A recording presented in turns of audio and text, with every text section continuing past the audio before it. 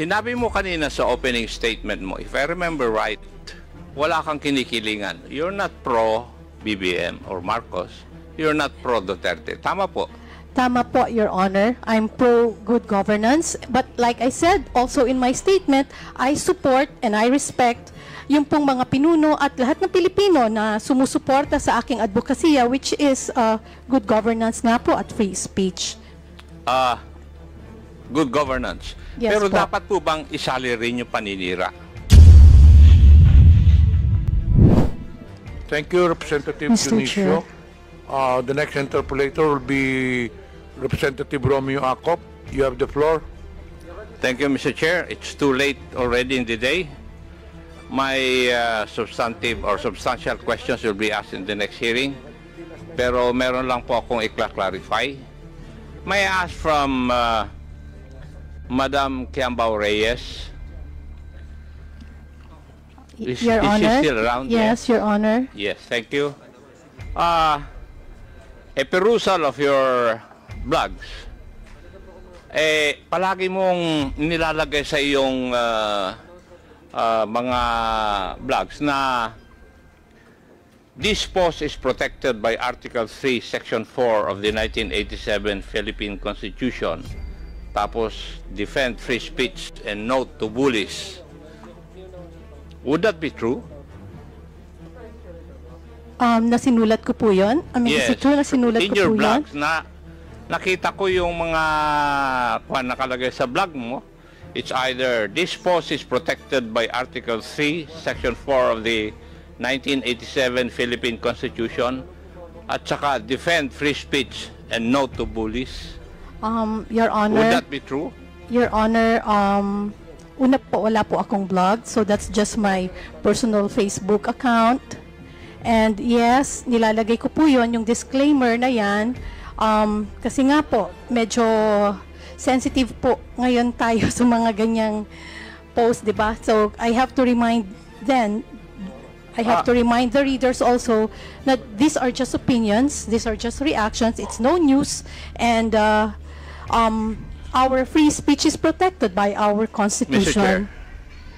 simple lang po naman yung tanong ko eh. Ano po yun, Your Ang Honor? Ang tanong ko lang naman po pwedeng sagutin ng totoo. Yes. Kasi ang tanong ko lang kung lahat sa iyong post may nilalagay ka na this post is protected by Article 3, Section 4 of the 1987 Constitution at saka defend free speech at saka no to bullies. Yes or no? No, Yun lang sir. po, I do not need an explanation. Sir, no, sir. Not all, but most of my posts, may nakalagay pong ganon. Lately, ha? Lately po, ganon. Pero sometimes nakakalimutan kong ilagay yon. But as much Yes. as possible, nilalagay ko po because that's also advice din ng mga kaibigan kong abogado. Yes. May I know what Article 3, Section 4 of the 1987 Constitution all about? It's about free speech, sir. And would you free- know, Madam Kiambao, that free speech is not absolute? I understand, sir. You understand? Yes, sir. Yes, Your Mabuti. Honor. Now, matanong ko po ba, no to bullies, who are you referring to? Marami po talagang bullies din sa online at Sino po marami yung nagbubuli sa inyo? O ikaw ang nambubuli?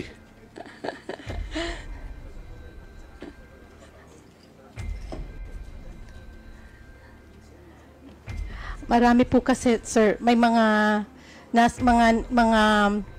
vlogger sa kabilang side, yung mga kontra sa aming mga opinion na binubuli rin po kami. Like who? Pinagpo-post ng kung ano-ano. Gusto niyo, pwede pong banggitin yung mga pangalan nila? Like who nga po? Apo. Like yung sina Rene Astudillo, Labandera, Okay. Sige sina na yan, po. TPL Labandera, Tama na po. TPL 3. Ano po ang ini-espouse nila na laban po sa inyong opinion? Eto po, sa akin po, tulad nung first hearing po, hindi ako nakarating dahil ako po ay nasa ibang bansa. Dumating na po ako ng hapon. And then, kung ano-ano na po yung mga pinagsasabi at pati yung itsura ko, kung ano-anong sinabi nila na kesyo, kung ano-ano pong hindi maganda. And hindi ko na rin naman po pinatulan, pero yun nga po, no to bullies, di ba? Parang, just because hindi po tayo kumikibo, yun, kung ano-ano na nga yung pinagsasabi sa kanilang mga FB pages. Sana nga rin po, napatawag din sila dito at nang matanong nyo rin po ang kanilang mga opinion tungkol sa usaping fake news. Thank you. Salamat din po, Your Honor. Sinabi mo kanina sa opening statement mo, if I remember right, wala kang kinikilingan. You're not pro-BBM or Marcos. You're not pro-Duterte. Tama po. Tama po, Your Honor. I'm pro good governance. But like I said, also in my statement, I support and I respect yung pong mga pinuno at lahat ng Pilipino na sumusuporta sa aking advokasya, which is good governance nga po at free speech. Good governance. Yes Pero po. dapat po bang isali rin yung paninira ng mga individual na tao? If Ano you are po- pro-governance, Ano po yung tanong po doon, Your Honor? dapat po ba ilalagay sa inyong mga post yung paninira? Hindi ko po masyadong makuha po yung maintindihan po yung tanong. Baka mali po ang maisagot ko. Hindi po ba question na po kayo kanina ni Honorable Abante? Nag-apologize nga po kayo eh. 3 beses. At paiyak-iyak pa po kayo. Yes, Your Honor. Napapaiyak po talaga ako sa... And then you claim na wala kang kinikilingan. But from your post, meron kang kinikilingan. Your Honor, May bias ka rin na pinapakita. Kasi nandito sa akin ang listahan ng mga post mo, yo. sige po. Your Honor, just let me know kung pwede na po ako magsalita. Pwede na po, Your Honor. Yes, you have the floor. Okay, maraming salamat po. Sabi ko po, ako ay pro good governance.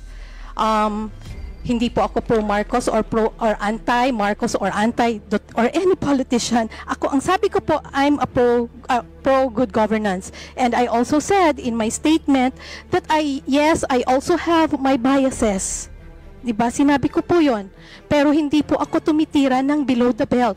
I did not say na wala akong bias or wala akong kinikilingan. Obviously, tulad ng sabi ko, sinusuportahan ko ang mga pinuno, ang mga Pilipino na nagtataguyod ng good governance at free speech. So yes, may bias po ako. Kung sino po yung tingin ko na pinuno na nagtataguyod nito, yun po yung medyo bias po ako doon. Pasensya na po. Thank you. Maraming salamat din po, Your Honor. Yeah. In one of your blogs, kasi hindi ka yata naka-attend, di po ba?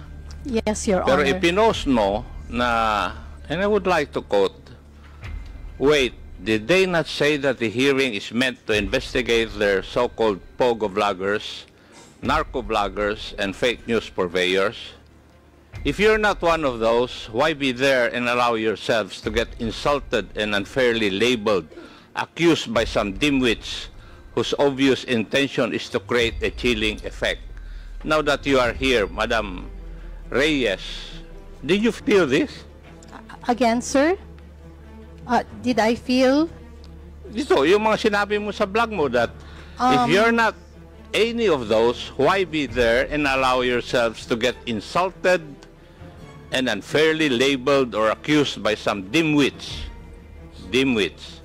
whose obvious intention is to create a chilling effect? Sir, Your Honor, that was my emotion at that time and my opinion. Again, that's what I felt. Sino po yung mga dimwits na sinasabi mo? Wala naman po akong pinapangalanan, sir. Eh, sino po ba ang pinatatamaan mo dito sa post mo na ito? May I say? May I ask pala? Ikaw naman, Iha. Wala. Pasensya na po, sir, kung... Pero yun nga Hindi mo naman sinasagot yung tanong ko eh.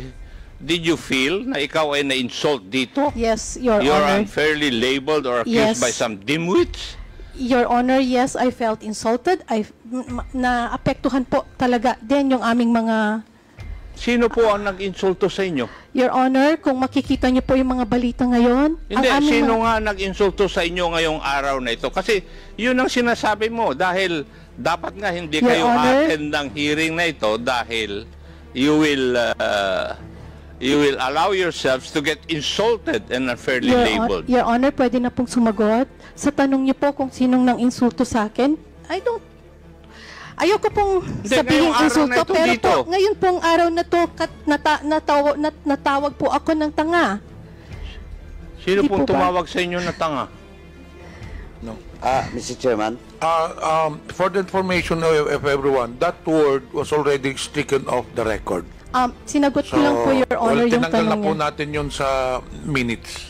Yes, Your Honor, I understand. Sinagot ko lang po yung tanong ni Your Honor, Congressman Acop, kasi nga tinanong niya kung sino pong nang insulto sa akin. Ayokong isiping insulto po yun, pero kasi naniniwala ako na yung mga ganyang salita ay gawa din lang ng galit niya siguro. Kaya okay lang. Ang gusto ko lang po sigurong ang masakit lang kasi anyway, yun po. Yun lang po yung sagot ko dun sa tanong niya na Pero yun po, sinabi tanga. mo rin na yung magtatanong sa iyo o mag-i-insult sa iyo isang dimwit. Di po ba? Inunahan mo na eh. Doon sa vlog mo. Di ba? Apo. Yes. It's there in your blog. It is what it is, sir. And yun nga po, that's my... Ikaw ang nauna, Yeah. hindi yung kwan.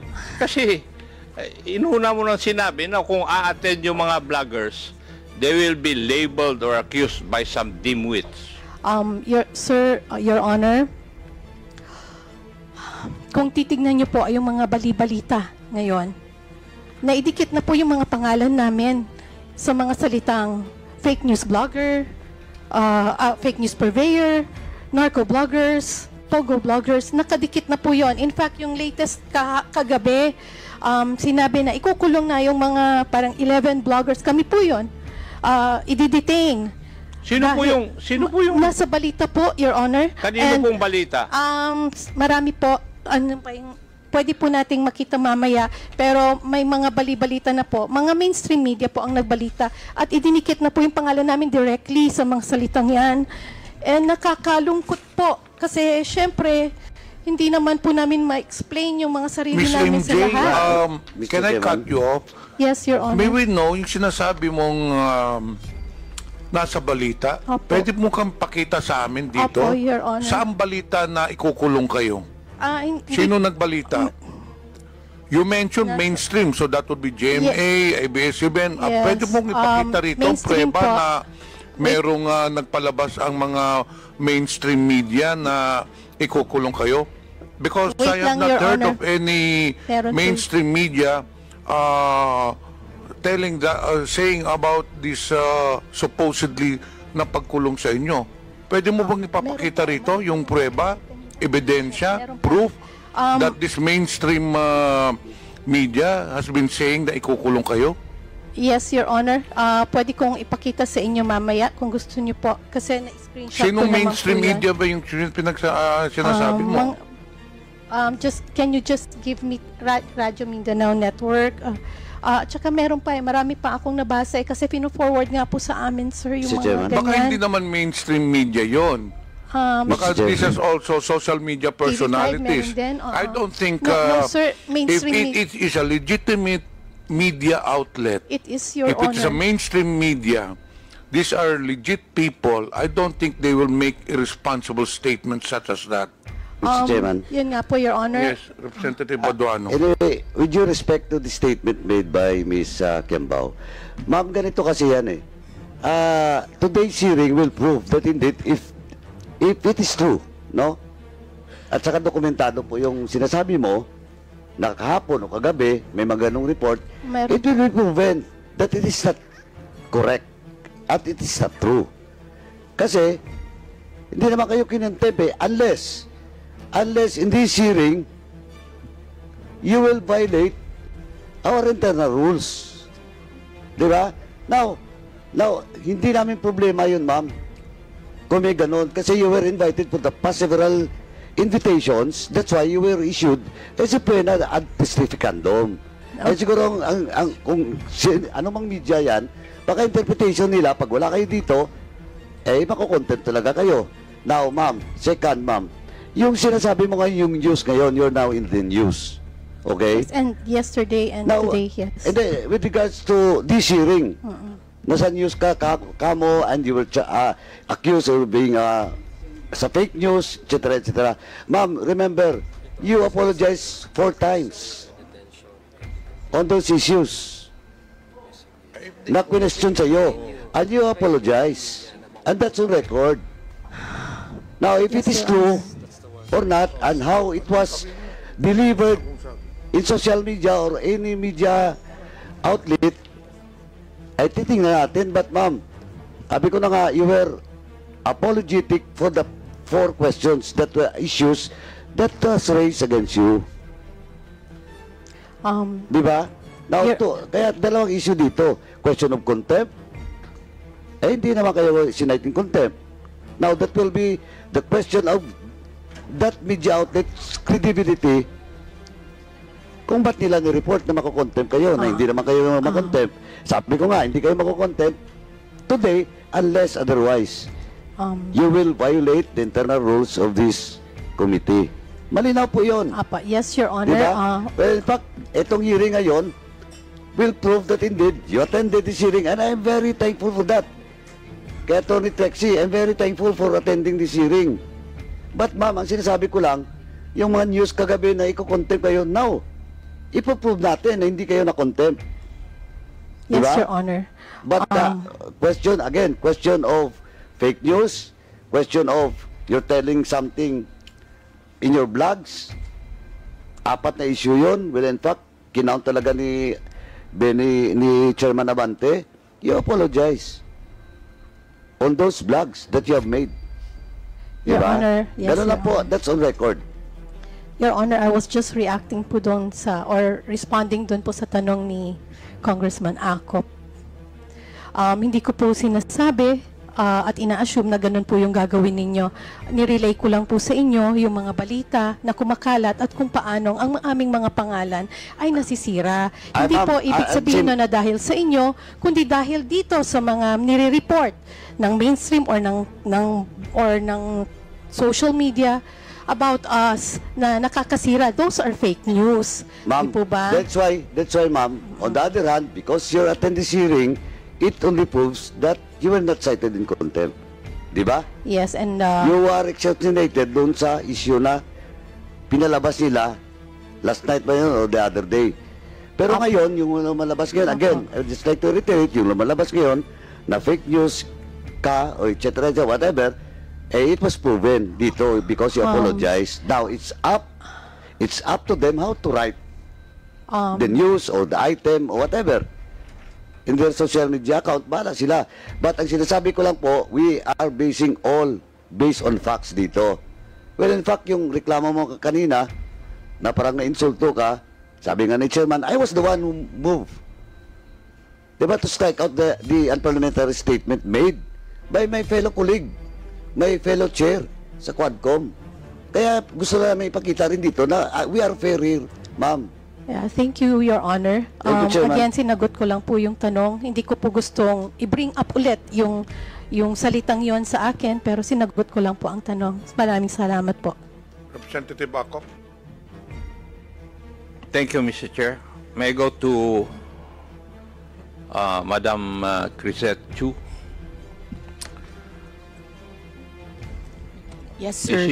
Are you still around? Yes, sir. Good afternoon. Good evening. Yes. Narinig ko po yung pagtatanong sa inyo ni Honorable Benny Abante. Tinanong ako po kayo kung sino yung mga congressmen na may mga anak o nakuan na nag-aaral kung saan-saan sa abroad. Di po ba? Yes, sir. Nagtanong kanina. Did you learn a lesson from that?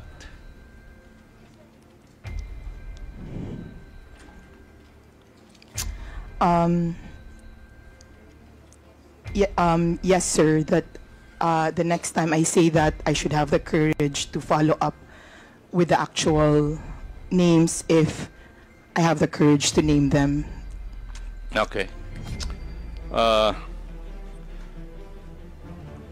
I would like to inform you, Madam Chu, Yes, na sir. hindi po ako isa sa mga congressmen na binabanggit mo. Sir, I know because that congressman is not here. I beg your pardon?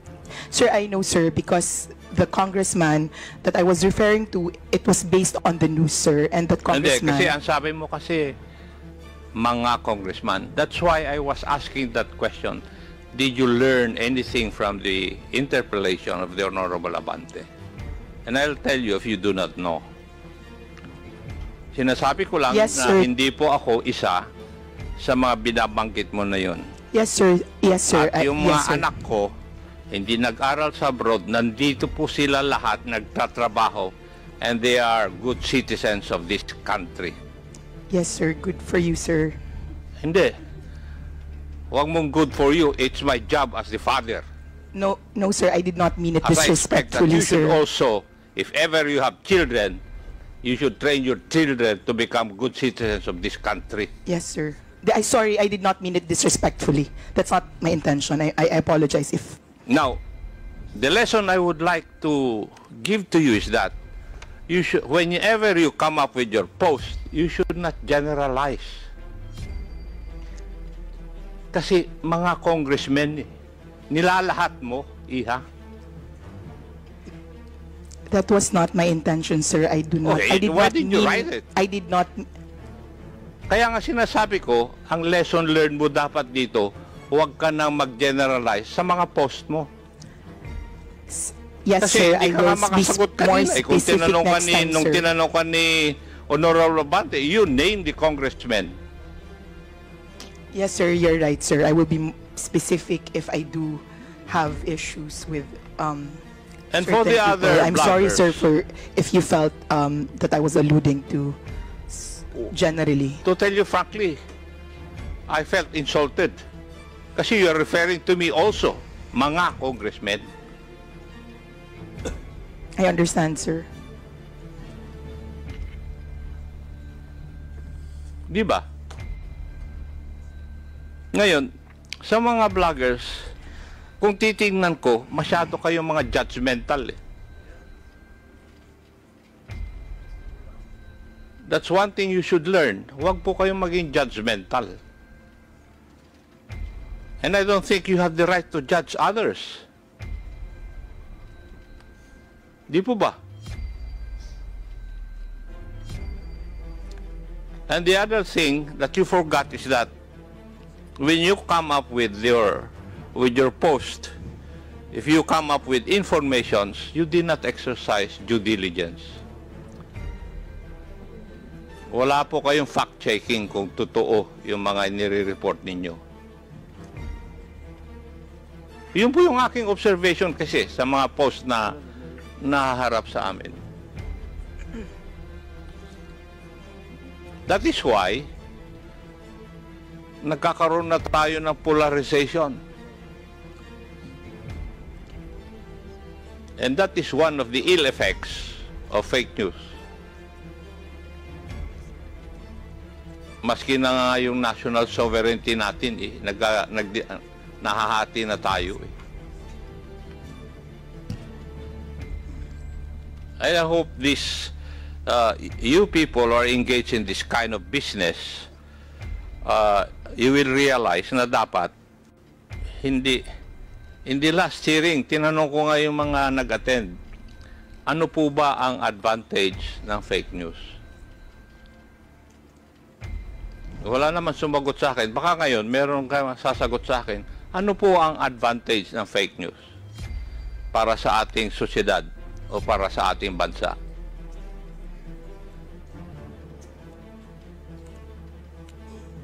Meron po bang makakasagot sa akin nun?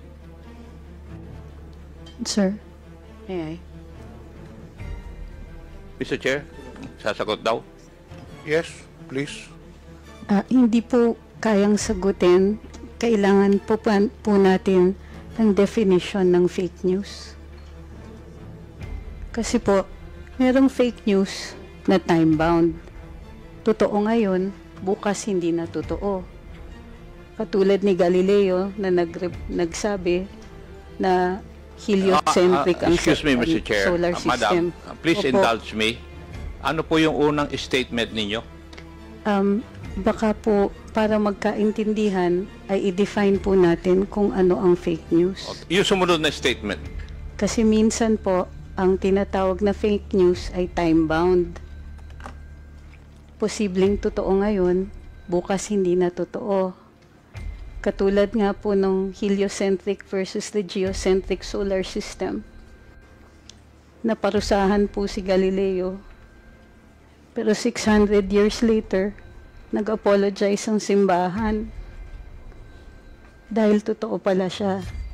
So, what So- is the advantage of fake news? No, sir, we can only answer that question if we define what fake news is. And may I know, from your background, how would you define fake news?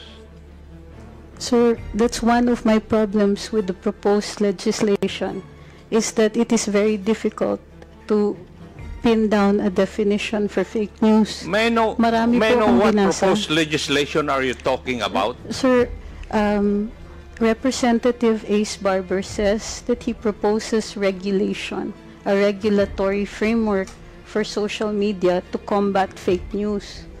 And therefore, we have to define what fake news is. So in other words, as far as this representation is concerned, wala pa akong nababasa na proposal because the proposed bill regarding fake news will come out after this hearing. Yes, sir, but you're already asking us questions on fake news. Yes, kaya nga, kasi that is why we're holding this para magkaroon po kami ng clearer understanding kung bakit ano ang fake news, ano yung ill effects ng fake news, ano ang advantages. That's why I'm asking, ano ba ang advantage ng fake news? Para we can balance it. Sir, like I said, if we can have a working definition of what you call fake news, for instance, is clickbait first fake news, fake yung headline pero nasa body naman yung katotohanan. What about sarcasm, sir? Kasama po ba siya sa fake news? Paano kung jokes? Fake news din po ba yun? Gusto ko lang malaman para alam ko kung paparusahan niyo po kami, alam namin kung ano yung ginawa naming mali.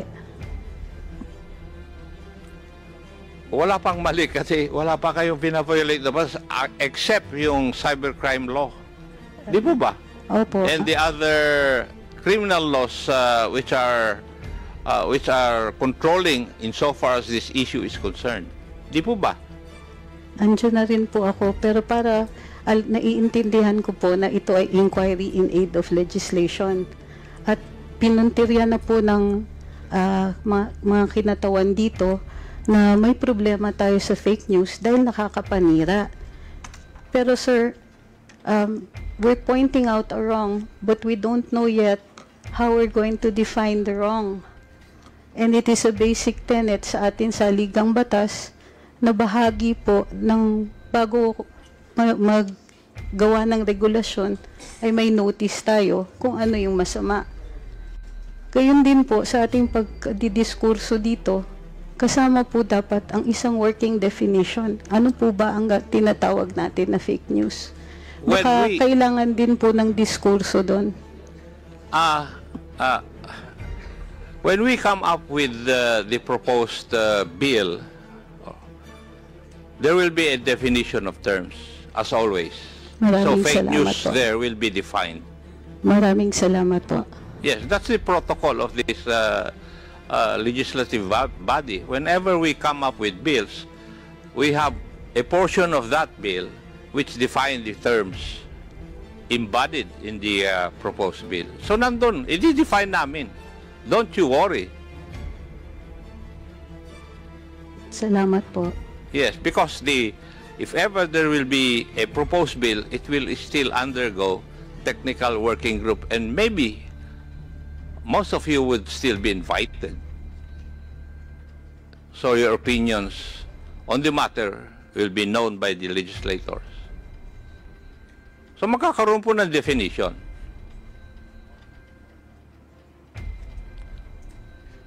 Would that allay your fears, Madam Angeles? Yes, sir. Pero sana, ano lang po, ang request lang po, naiintindihan ko po na nagagalit kayo dun sa ibang napopost ng mga kasamahan ko. Hindi po ako nagagalit, Madam Angeles. Kasi ang nagsasabi lang sa akin, yung mga anak ko, kung binabanatan po ako. Sila po ang mahilig magbasa. Ako, I'm too old already to read all those things. Naiintindihan ko po, sir. Pasensya na po kasi bahagi rin po ng pagde-develop ng ating komunikasyon at yung bagong teknolohiya na tinatawag nating social media. Pati po yung values nagde-develop din. Sana naiintindihan din po ninyo na bahagi din po ito ng kahit anong pagbabagong nangyayari. So, yeah, pero kung yung means na pagbabago ay labag po sa batas, tama po ba yun? Attorney? Sir po, pakiulit po. Kung yung pagbabago na sinasabi po ninyo, kasama sa pagbabago, ay kung labag naman po sa batas. Kasama po sa batas? Hindi, labag po sa batas. At Sir, nakakasama doon sa mga citizens ng country na ito. Tama po ba yun? Sir, maliwanag naman po pag may paglalabag sa batas na kailangan itong parusahan. Sa tingin po ninyo, sa experience po nyo, kayo po ang kasama dyan sa business na yan. Wala po bang paglalabag sa batas na nangyayari ngayon? Wala po naman din akong sinasabi na walang paglalabag. Hindi, tinatanong ko nga po kayo. Hindi ko naman sinasabi na sinabi ninyo binabato mo sa akin yung katanungan ko Kayo po ang nagpa-practice nito. Sir? Nababasa po ninyo yung mga blogs ng iba. Wala po ba, sa tingin ninyo, wala pong paglalabag sa batas? Sir, kung sa fake news, hindi, sagutin niyo po muna yung tanong ko.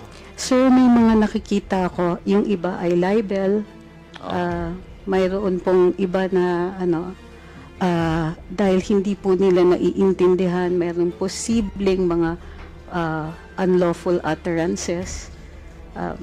Pero covered nga po siya ng batas. Pero ang pagkaintindi ko po sa diskurso natin ngayong araw na ito ay yung posibilidad na gawan natin ng batas ang tinatawag ninyong fake news. Yes. Yes, sir. That is the purpose of this hearing also. Yes, sir. Mayroon din naman po ng paglalabag, pero dahil hindi pa po batas ang fake news, hindi siya paglalabag sa batas. Gayon pa man, naiintindihan ko, mayroong nasasaktan, mayroong nadadamage. At yun po dapat yata ang pinupuntirya natin. Yung may masasaktan, yung may damage, at yung may mali siya. Kung titignan po natin ang batas, lahat po ng limitasyon sa kalayaan magsalita at magpahayag ay ukol doon sa mga may masasaktan, katulad ng bayan o kaya individual, o mayroong malaking possibility ng kaguluhan. At ginagawa ito ng may mali siya. So kung ito pong mga elemento na to ay present doon sa pagpapahayag ng fake news, definitely, sir, mayroon pong nangyayari niya ngayon. Noted po. Maraming salamat po. I agree with you also on that point. Thank you. Mr. Chair, may I go to BIR? A while ago, BIR, natanong po kayo kung nag-comply kayo sa submission ng mga nagbabayad po ng taxes na nag-engage sa business na ito. Di po ba? Yes, Your Honor. And a while ago, if I remember it right, hindi pa kayo makapagbibigay ng mga payments that they made. Would that be correct? Yes, Your Honor. Yes. May I know why? Your Honor, we are prohibited by Section 270 of the Tax Code, Your Honor. And what does that state? Your Honor, we are prohibited from divulging data based on the returns filed by the taxpayer, Your Honor. It is also provided by the National Internal Revenue Code na meron kayong submission of pertinent information to Congress. Are you aware of that provision? The exemption, Your Honor, of the 270? Yes. Yes, Your Honor. So, kaya nga, pwede kang mag-submit dito sa amin. Yes, Your Honor. We are allowed to submit those documents, Your Honor, in an executive session, Your Honor. Yes. Yes, Your Honor. Kaya nga pinag-prepare namin because kami ang magsasabi kung we will get it in executive session. Yes, actually, Your Honor, the documents are already being prepared. The thing is, it is quite difficult to segregate the social media influencers alone, Your Honor, from the other taxpayers, Your Honor, from those who are receiving compensation or income from, for example, digital market, Your Honor, from the sale in digital market. We have, as of now, Your Honor, a lump sum of the taxpayers, but we are in the process of segregating the social media influencers alone, Your Honor. Yeah. And your circular about this was only made in 2021. Would that be correct? What particular circular, Your Honor, may I... Regarding payment of taxation for those indulged in this kind of industry? Your Honor, The bloggers?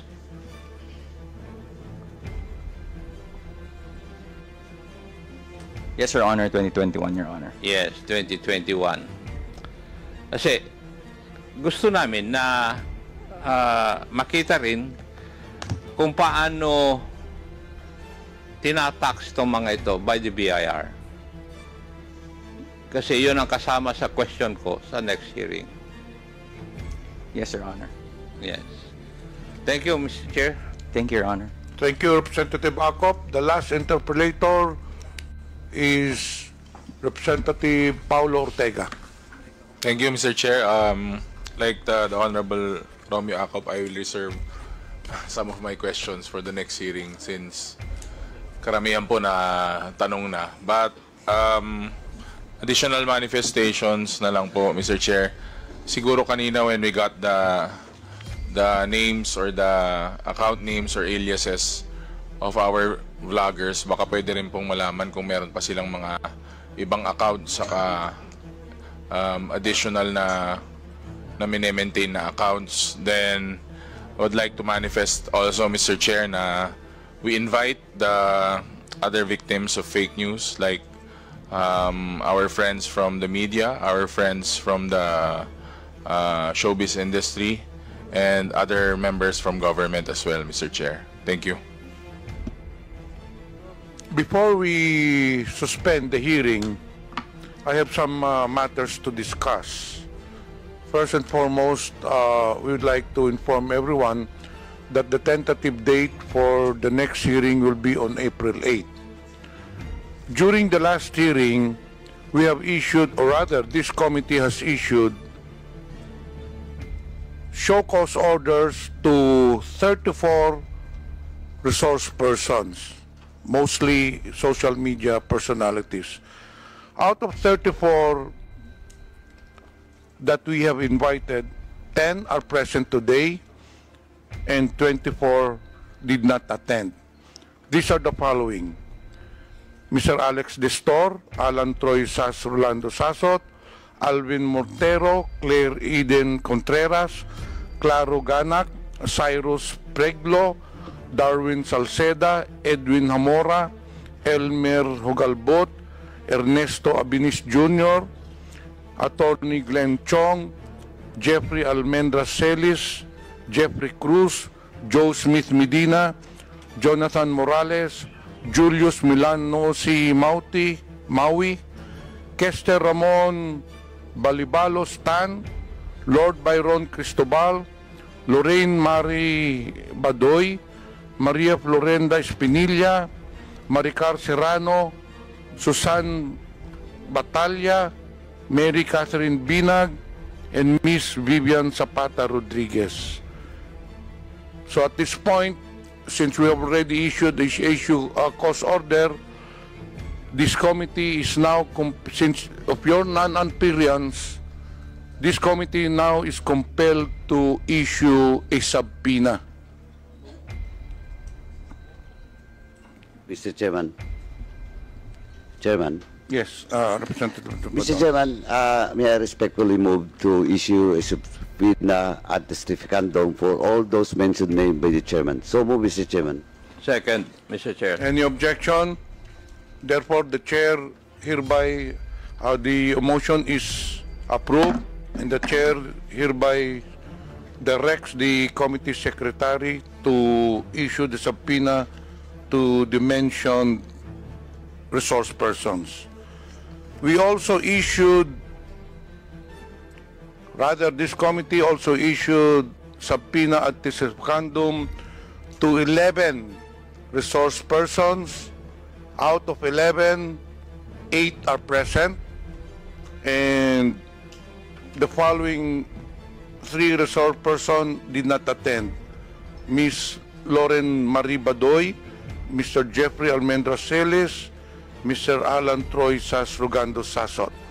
So may we inform those mentioned that have been issued a subpoena that the subpoena is still in effect. Mr. Chair, may I? The next step after subpoenas have been issued, if still the mentioned personalities will not attend the next hearing, the committee has no recourse but to issue a contempt order if they will not show on or they do not attend on the next hearing tentatively scheduled on April 8. Yes, Attorney Cruz. Sir, Ms. Lorraine Marie Badoy is out of the country. She sent me a copy of her ticket and a copy of her notice that she cannot make it today. However, I don't think it has been received by the Secretariat. May I be allowed to forward it to the Secretariat? Yes, please submit the ticket or whatever document, but still, the subpoena is still in effect. We will inform her, sir. So therefore, I appeal to those personalities concerned to appear during the next hearing para po hindi na po natin may issue ang contempt order. If those, again, I reiterate, those personalities that have already received subpoenas, if they will not appear on the next hearing, this committee will be compelled to issue a contempt order. One last, sir. Yes, Ms. Tony Cruz. Sasrugando Sasot is in China, and she attempted to join today, as discussed earlier, via Zoom. She cannot return to the country. Chairman. Whether she's in the country or not, all orders coming from this committee will still be in effect. Chairman. Representative Paduano. Chairman, let it be clear to the resource persons, especially those not present today, with regards to the explanation relayed to you by Ms. Badoy. Ang malaga po dito, attorney, is the written explanation.